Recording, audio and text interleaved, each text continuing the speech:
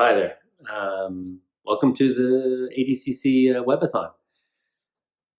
Should be good. There's a lot of great stuff all weekend. For the next 24 hours. Okay, how do you put a portfolio together? Oh. Well, hi. I'm Stephen Jurisic. I'm the co-founder of John Street, and now I'm the Dean of the Miami Ad School, Toronto. Today we're going to talk about portfolio tips. I thought I would just share some of my knowledge. I've seen thousands of portfolios, all shapes and sizes at different times in the last 25 years. So first tip that I think is really important to think about when you're building your portfolio is that you are your portfolio. So what you show is a direct representation of who you are, the quality of work, the kind of work, and kind of who you are as a person. As a creative, your portfolio defines you, not your resume. You may have a great resume of things that you've done and companies you've worked at or accomplishments you've had, but really nobody really looks at those. They look at your portfolio. And for the 1,000 portfolios that I've looked at, I've probably looked at only 10 resumes. Okay, so other things to keep in mind, which I know sounds obvious, and some of this talk that I'm going to do is going to be like, oh, I know that, but I have to go over it because some people miss this stuff. So one of them is make sure it's very clear how they can get a hold of you. Your name, your title, art director, writer, designer, your email is always up to date. And also, do you have a LinkedIn profile? And if you don't have a LinkedIn profile, get a LinkedIn profile and put your portfolio up there. And I think that's, sometimes that's a shortcut that you can send to people, and that's another way that they can find you. Okay, let's really get into the question that everybody asks but never gets a direct answer. How many pieces should I have in my book? How many pieces should I have in my portfolio? How many pieces should I have in my book? I would have 6 to 9 pieces in a book.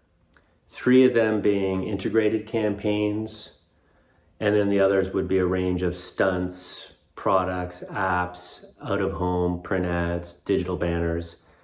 And that way it's not too much, but it's enough for them to get a sense of you. And then a lot of times when a creative director is looking at your portfolio, especially if you're not even there, like if you've sent them a link, they just open up the website, they scan a few things. If they see a whole pile of stuff, it just makes them sort of go, oh no. And so less is more, that's my number. So what do you put in your portfolio when you have a whole bunch of work? One thing for sure is only put in the work that you're thrilled about, the work that you love yourself. And I know love is hard for us creative people because we're all insecure, but you gotta really like it. It's really important because when you're showing your portfolio to somebody and they ask you about it, if you put in something there that you feel like was just okay, they'll notice it. Another point is you don't have to put in an ad for a certain category to show that you can do advertising. You don't have to put in a bank ad or a detergent ad. And if you do, only put them in if they're excellent, but don't put them in because, look, I can do this. That's not what they're looking for. They're looking for your creativity, your thinking, your problem solving. And sometimes what people do is, well, I worked at a car shop, so I put a banner ad for this car company in there. And I was like, I don't care if it's a bad ad, it's a bad ad. And then I'm not sure of your judgment. And if you do put those kinds of ads in your book and you seem to not care about really good stuff or just okay stuff, they might sort of categorize you over into the okay stuff and maybe hire you to be one of those people that just churns out the shit versus the one that solves the big problems. By only putting work in that you love and care about and they can tell that you're into, that's the kind of work that they'll ask you to do. That's the kind of work that you're going to end up doing at their company. I mean, which is like perfect. Another thing to keep in mind is that you are your book. So when they see your website, this is you. This is you now that they're looking at. Because what ends up happening is they're probably going to look at your website even before they've had an interview with you. And maybe even if they have an interview with you, they've looked at your website and hopefully it was great. They're going to remember your ads. They're probably not even going to remember you so much. They're going to be like, oh, who's the one that had that crazy dancing monkey? Yeah, she was really great. Because it's going to be those pieces. So that's another thing to keep in mind, is that it's the pieces that they remember, less so the person. So that's why it's really important to have, amazing work in your book. Okay, so let's start with some other practical tips for your portfolio.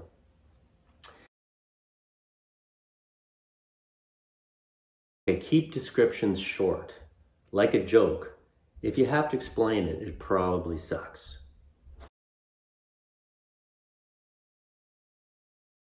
Okay, so another tip, show a range of projects. This again helps you and helps the creative director see how you think and problem solve across different platforms. It could be an innovative banner ad. It can be like an app. It can be an out-of-home campaign. You can also think about a stunt, so how did that stunt work? So it's still all, they're still all rooted in ideas, but a range will help a creative director see how you think and problem solve across multiple platforms. Media is important too when you think about this. When you show range, if you're thinking about the media, like why is that billboard right beside that building? Because it's talking to that story, or why is that banner ad on that website at that time of the day? You're thinking of context. And that way it's also fun for you too, is like sometimes people are worried that I have too many ads in one category. But if the range is also based on media and also based on how to, connect with somebody, that's still really good. Okay, so how many featured campaigns should you have in your portfolio? I would say 3. These are the biggies. These are the important campaigns that have more story to them. They have more pieces. They show your breadth of thinking. There's a narrative that goes with them. So 3 is a good number, because you think outside of those 3 campaigns, you'll have those one-offs that we talked about. But these are your babies. These are the ones that, you would probably send out to a client or a creative director first. Okay, so another thing to keep in mind is craft. Craft is so important. And it goes across, it's not an art director's domain, it's not a writer's domain. It's just like the attention to detail. I've seen many talented people and they still, they could craft a type here, or they spelt that word wrong, or maybe they could have used a different word. So craft is so important. How you show your colors, how you show your imagery, how you pick your words. So, and I think that's when it comes down to, like, if you have 2 great portfolios and if you have one, and you're looking at, wow, they're both very talented, and this person just crafts a bit more, that person will win out at the end of the day. Okay, so craft. So building on craft, just remember that the audio, the video images, high res, good quality, the sound is really good, test it. Nothing pisses off a creative director more than when they're trying to play a video and it's like muted, or the sound changes while they're watching the video. So craft the videos just as much as any of the static pieces you create. Okay, so another thing to keep in mind is show your campaigns, your ads, always show them in situation. Go dig deep for the right imagery. If there's a billboard on a street and it has people in it, that's even better. It looks more real versus just that, bad, clean photo of a billboard. Find a billboard that's in a real situation. If there's a banner ad, show it on a web page. If there is a social media campaign that you've done on an iPhone, show it on the iPhone. The more it looks like it's real and it's in the place, will go so much further for you and makes the creative director go, okay, you're thinking about the situation and where it needs to be placed. So another thing that you can do in your portfolio is have your passion projects. I wouldn't integrate this into your main book of ideas. It's kind of a side thing. Some people said things I like, and then you've seen photography there, or stories, or poster design, or weird quirky videos. I even had a girl that I hired, and she sort of had, I don't know, kind of like comments on all kinds of things in society, and she created all these great videos for it. And it was actually ultimately the reason I hired this person.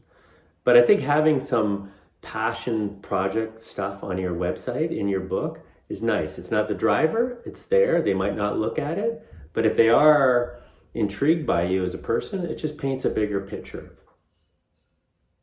Okay, so now you're going to be out there showing your portfolio, and you're going to get different reactions off your portfolio. And this used to bounce me around all the time. I'd have meetings in the morning with people, and then they loved my stuff. In the afternoon, they were making me cry.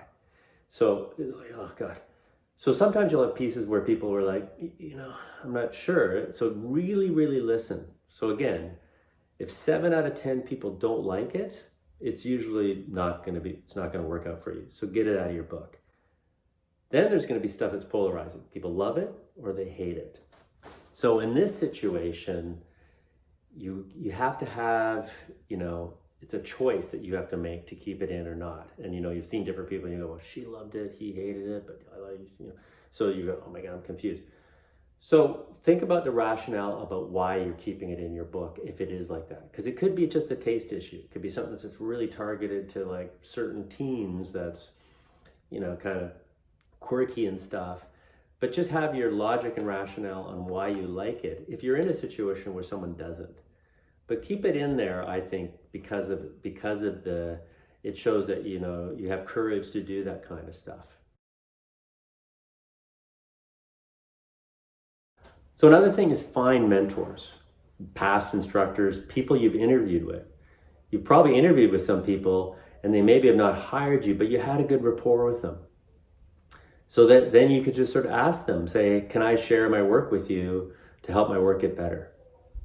And most of the time they'll say yes. They want to help. And in some cases, I've done that with people where they've done it over like 6 months to a year, and I've hired those people because I've seen the improvement. But I would definitely try to find mentors. It's too hard on your own. And it builds in relationships, because you never know, down the road you might be hired by this person.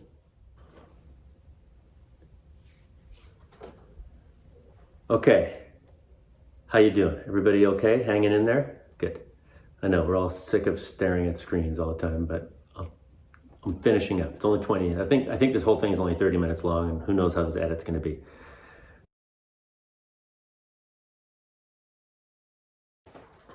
Okay, so I'm going to get into some specifics now for art directors and copywriters. So for an art director, of course, you have to have a book of great ideas. Like, that's for copywriters and art directors. That's table stakes. Here you go, you have a great book of ideas. But the art director is ultimately judged as an art director. So, assuming you have these amazing ideas, are you really showing off your art direction? Your imagery you picked, the typography, the design, the choices you made as a visual art director. Because that's where they're going to go, whoa, great book, great sense of art direction. And that ultimately is what they're hiring you for. Okay?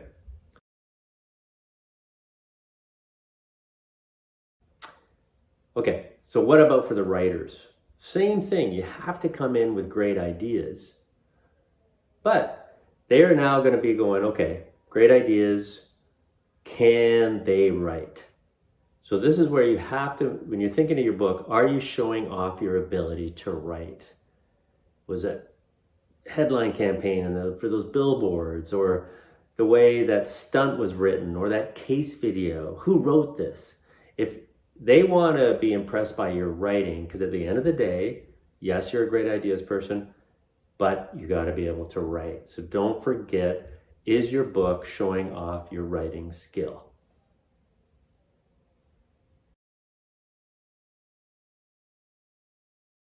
So when you have a meeting, or you've been asked to send your website to somebody, and this is going to be harder for some of you, but again, the effort is worth it. is, do you know your audience? Do you know the agency and or company? Have you done your homework on the work that they've done and maybe even the people you're meeting? It's good to know what they're doing, good to know what their philosophy is as a company, because they might ask you, you might be in an interview with them and they say, what's your favorite piece from our company? You got to know it. And so do your homework. And maybe also customize your portfolio to that interview. So if it's a branding agency, you might want to have more branding style work if you have it. And if it's a digital design sort of experiential shop, do you lean it that way? Sometimes customizing your portfolio to the audience is think about it. It's like what we do every day. You're talking to them the way they want to be talked to. So know your audience. Okay. This is super important. How do you differentiate yourself from all the other people that are showing portfolios? So there are great web templates out there that you can grab. What can you do to hack it? How can you transform it to put it in your voice? This is really important because this is the first impression. So you got to think every time they're going to be looking, they don't want to see another website that looks the same. Yes, they're going to fundamentally be grids and things like that, but how do you differentiate yourself? That's going to be your colors, your imagery. I saw a portfolio from an art director, and it was interesting when you opened up the grid, it was all crumpled up pieces of paper. So, the old like throw the paper into the garbage can, and then when you cursor went over it, it opened up on what the product was. That was her way of kind of like knowing it's hard business. It's hard to come up with good ideas. So that was her way of personalizing it and differentiating herself from the other people. Differentiating yourself is key when you think about the amount of portfolios these creative directors are looking at. Okay, so you've got the interview. Amazing. So things to keep in mind for an interview: never, ever get defensive of your work. Just don't. Listen. Know your work really well, inside out. Think about the logic behind all the work you did. If the creative director asks you, so why'd you pick that color? Why'd you pick that image? Have an answer. And practice that answer. Know everything about what you did, about each piece you show. Okay, so I've been saying this for years. I learned this from somebody else. But what is a criteria for all the best work? Because, of course, you're probably showing people your work and your past instructors and hopefully friends and things like that. Okay, so here's my criteria for great work. And you could probably hold it up against the best work in the world, for sure. Is it simple? Is it provocative? Is it original? And when I say provocative, because everybody goes, it's got to be shocking. I mean, provocative sometimes is funny, sometimes it's dramatic, sometimes it's where it is. But you can usually hold it up against the best stuff. Sometimes you'll have something that's really simple, it's really original, but it's not provocative, so I don't care. Or it's simple, it's super provocative, but I feel like I've seen it before. So usually I would hold that up: simple, original, and provocative. And if you look at the best work at the one show, D&AD in Cannes, the best stuff usually hits all three of those. So good luck. Okay, so you don't have all amazing pieces. Welcome to the real world. But I still don't want you to put in weak pieces in your portfolio. If you have like really good ones and this one's really great, this one's great, this one's not, it's good, and I'll put it in there because I need something to put in there. The only issue sometimes is someone is going to go through your portfolio. This piece, the weakest one, is the one that they're going to go, why is that in there when you have these other great ones? This is the thing that might bring your book down.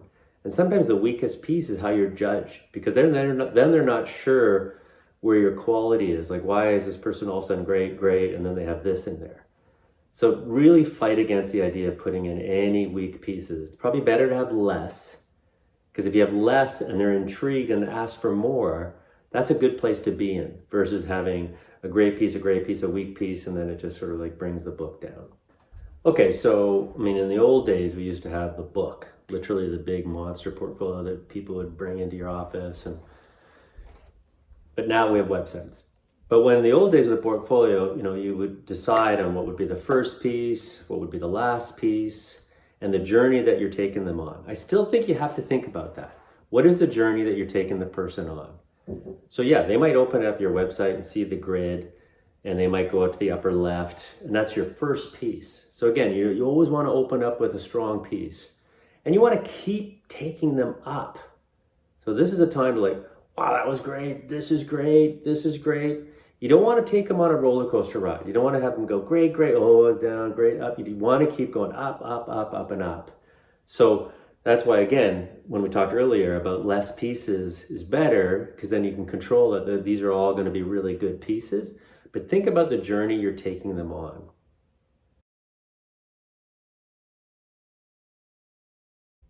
Another thing is your portfolio will grow with you. So update it, evolve it, just like you are evolving.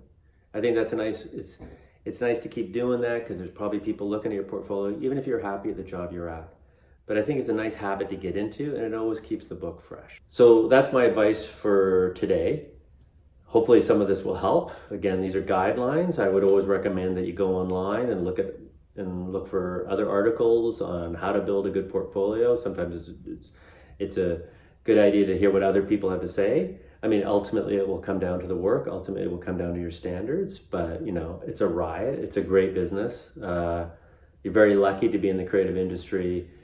My favorite part about it is solving problems, working with people and solving problems. I know we're going through tough times with this crazy pandemic, but I'm optimistic. Creativity is one of those things that keeps the spirit going, and yeah, good luck. Thank you. Bye-bye.